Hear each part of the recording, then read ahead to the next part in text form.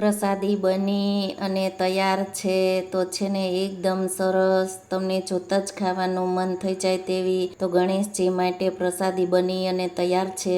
Friend, તો તમારું સ્વાગત છે મારા રસોડામાં। તો અવનવી વાનગી જોવા માટે ચેનલને સબસ્ક્રાઈબ કરો। જો મારો વિડીયો ગમે તો વિડીયોને લાઈક કરો, શેર કરો, કમેન્ટ કરો। બાજુમાં રહેલ બેલ આઇકનને દબાવો તેથી નોટિફિકેશન તમને રોજ મળતું રહે। આજે હું તમારી સાથે શેર કરીશ પ્રસાદીની રેસીપી। તો ચાલો શરૂ કરીએ રેસીપી। ગણેશજીને ધરવા માટે આપણે પ્રસાદી બનાવશું, આપણે મુખવાસ બનાવશું। તો મુખવાસની પ્રસાદી આપણે ગણેશજીને ધરશું। મેં નાગરવેલના 15 પાન લીધેલા છે, તો પાનને ધોઈ અને કોરા કરી લીધા છે। તો આપણે પેલા દાંડલી છે તેને કટિંગ કરી અને કાઢી લેશું। ત્યાં બધા જ પાનની પેલા દાંડલીને કટિંગ કરી અને કાઢી લેશું। આ દાંડલીને આપણે આ રીતે કટિંગ કરી અને આપણે બધી જ દાંડલી કાઢી લેશું। તો આ બધા જ પાનની દાંડલી કટિંગ કરી અને કાઢી લીધી છે। પાનનું આપણે ઝીણું ઝીણું કટિંગ કરી લેશું। આ બધા જ પાનને આપણે આ રીતે એક સાથે જ આપણે ઝીણું કટિંગ કરશું।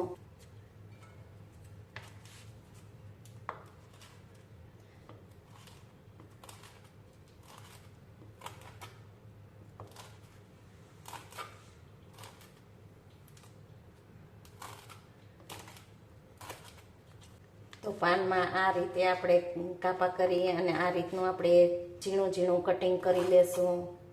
તો આપણે આ બધા જ પાનનું આ રીતનું આપણે ઝીણું કટિંગ કરી લીધું છે। પાનનું આપણે આ રીતનું ઝીણું કટિંગ કરવાનું। 200 ગ્રામ જાડું ટોપરાનું ખમણ લીધેલું છે અને તમે વધારે કે ઓછું કરી શકો છો।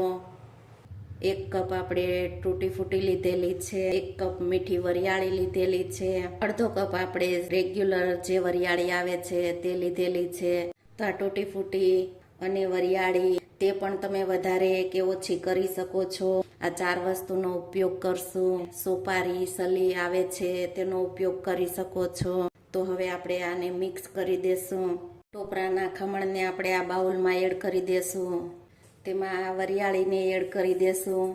તો આપણે આ 1 ચમચી ગુલકંદ લીધેલો છે, તો ગુલકંદને આપણે તેમાં મિક્સ કરી લેશું। તોને પહેલા આપણે આ 2 વસ્તુને સારી રીતે મિક્સ કરી લેશું। ગુલકંદની જગ્યાએ તમે દળેલી ખાંડનો ઉપયોગ કરી શકો છો। આપણે ગણેશજીને પ્રસાદી ધરવાની છે તો તેના માટે મેં 4 વસ્તુનો જ ઉપયોગ કરેલો છે। તમે જોવો છો કે આપણે ગુલકંદ સારી રીતે મિક્સ થઈ ગયો છે। જે આ વસ્તુ છે તેના પ્રમાણે 1 ચમચી ગુલકંદનો જ ઉપયોગ કરવાનો।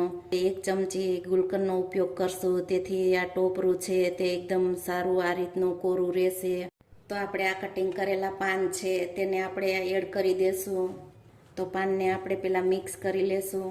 તમે જોવો છો કે પાન આપણા એકદમ પરફેક્ટ છે, નથી વધારે કે નથી ઓછા।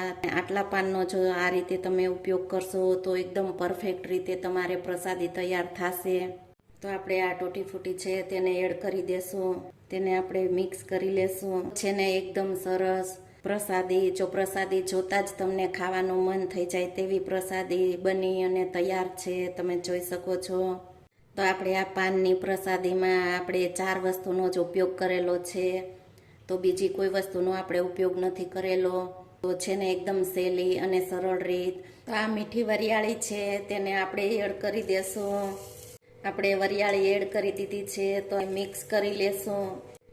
તો તમે જોઈ શકો છો કે પ્રસાદી આપણી એકદમ સારી એવી બની અને તૈયાર થઈ ગઈ છે। તો તેને આપણે સર્વ કરી લેશું। તો પ્રસાદીની રેસીપી તમને ગમે તો વિડીયોને લાઈક કરજો, શેર કરજો, કમેન્ટ કરજો અને બાજુમાં રહેલ બેલ આઇકન દબાવજો, તેથી નોટિફિકેશન તમને રોજ મળતું રહે।